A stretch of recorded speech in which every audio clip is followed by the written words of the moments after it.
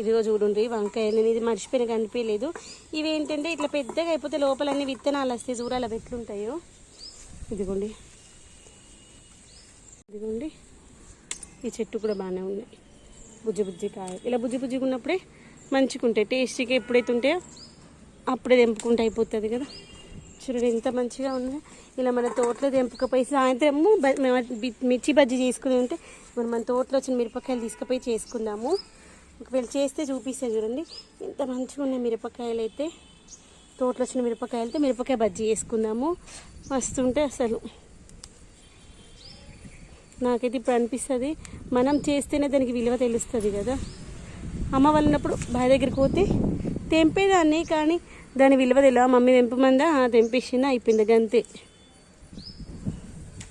చూడండి ఇప్పుడు అమ్మ వాళ్ళనప్పుడు అయితే బావి కాడ అన్ని పంటలు ఉండేవి, అసలు కూరగాయలు